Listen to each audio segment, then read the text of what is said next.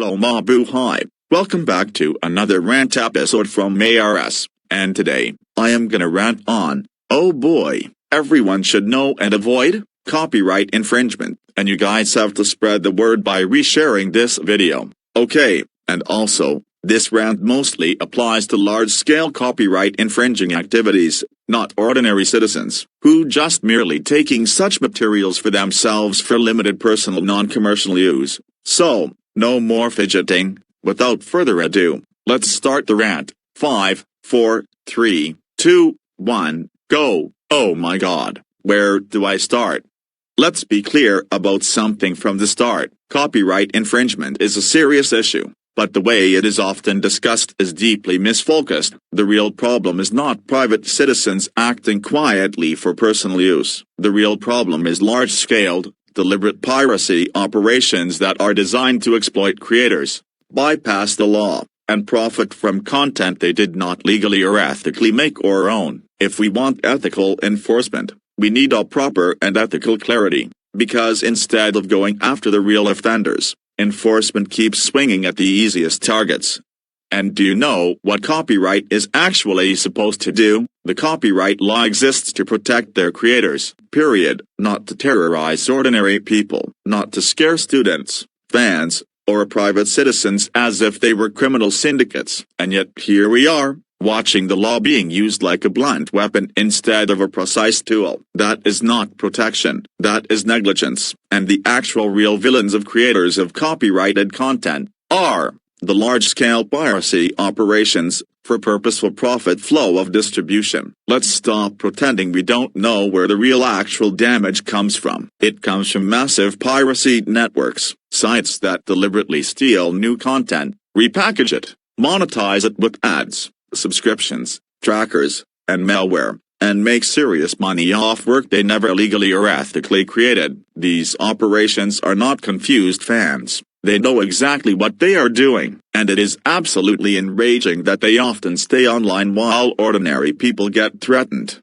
And another truth I should expose is, private individuals are not the enemy of copyright violations. Here's where I get genuinely angry. A private individual who downloads something for personal use is not equivalent to a commercial piracy ring, not morally, not ethically, not practically. Treating them the same is dishonest. Scale matters, intent matters, profit matters. Ignoring that difference is lazy enforcement, and yes, it deserves positive criticism, protection under fair use, like transforming something with a new meaning, and the like. What really makes this worse is when enforcement goes after individuals because they are very easy targets. They don't actually have legal teams. They don't have resources. They can be scared into silence. That is not justice. That is bullying disguised as law enforcement. And let's be honest to ourselves. Going after individuals who just used them, in private or in transformative manner under fair use if they have social media does not meaningfully help creators. It creates resentment, it pushes people away,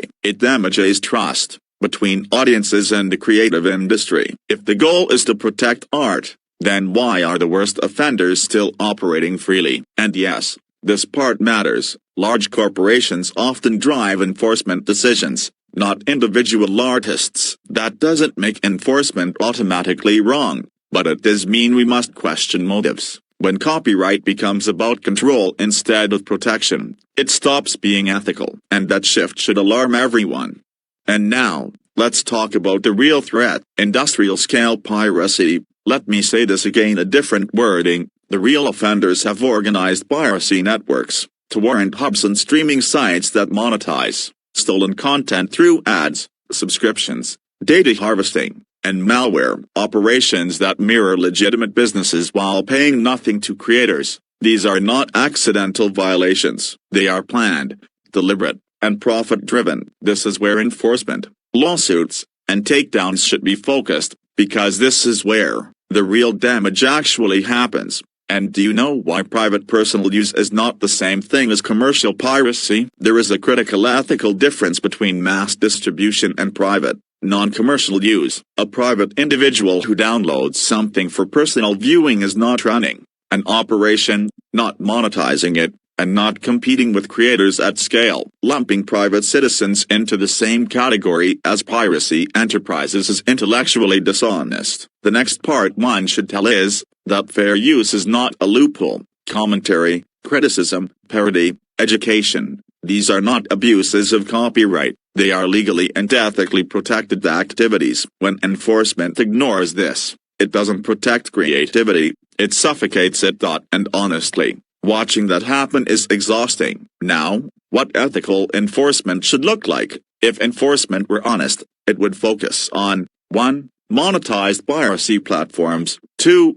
Organized redistribution networks, 3. Repeat, deliberate profit-driving infringers, 4. Operations that exploit both creators and users, not people acting privately, without profit, and without intent to distribute. Before we go any further, let me make this absolutely clear. The examples I am about to give use fictional names. They are representative scenarios, not accusations against real people. The purpose here is education, not targeting. Now, with that out of the way, this is where the anger really starts. The first example is the personal use without distribution, which is ethically safe. Let's say Mark D., a college student, downloads a movie once, no re-uploads, no monetization, no sharing links, no ads, no resale, no intent to profit, and yet, Mark gets a threatening notice. Legal language designed to scare him, as if he were running an illegal streaming empire. Are you serious right now? That kind of response is disproportionate. It does nothing to stop real piracy. All it does is intimidate someone who was never the core problem, to begin with.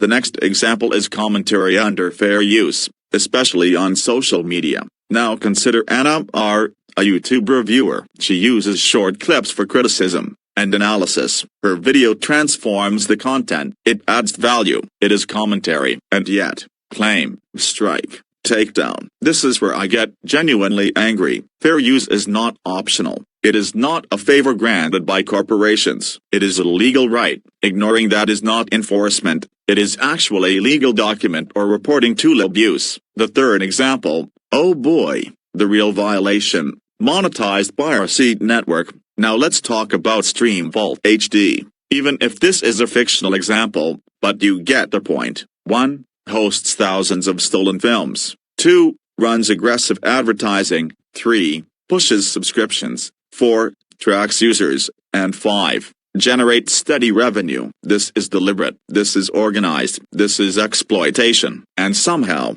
this site stays online for months or even years. That should make everyone angry, because this is where creators are actually harmed. The fourth example is the re-upload channels farming views for attention. Clip Zone Media, a channel that re-uploads entire episodes or movies in parts, adds no commentary, disables comments, and monetizes everything. No transformation, no permission, no originality. This is textbook infringement. No ambiguity, no gray area. So why do these channels often survive longer than educational or commentary creators? That question deserves an answer.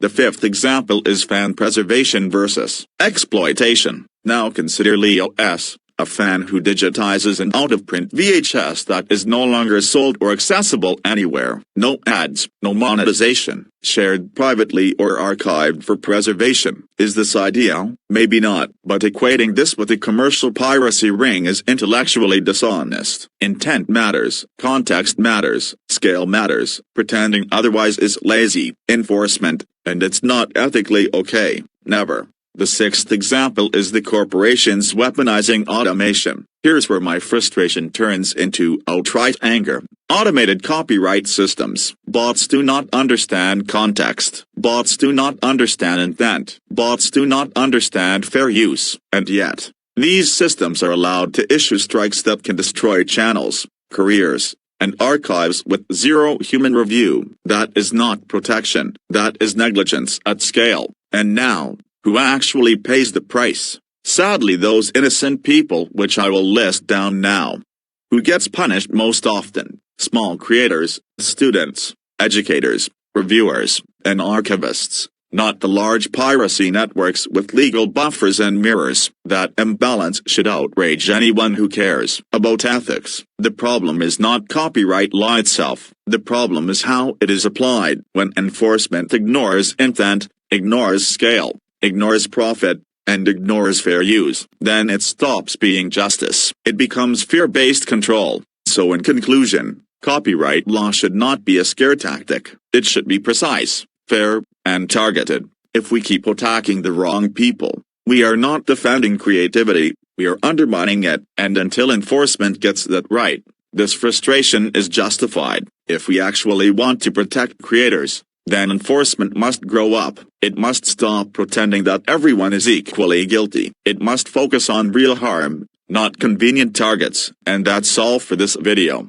Please reshare this video with your friends on social media to raise awareness on the misconceptions on copyright infringement. And remember, always support the official creators and the current owners of the legendary franchises that were passed from the original entities from long time ago. Always buy the original, download from official and proper sources, and say no to piracy, no to illegal profit-driven sources for copyrighted material, and no to thieves. That's all for this video. This is Antonio, signing off for now. See you in the next video. God bless you all, always.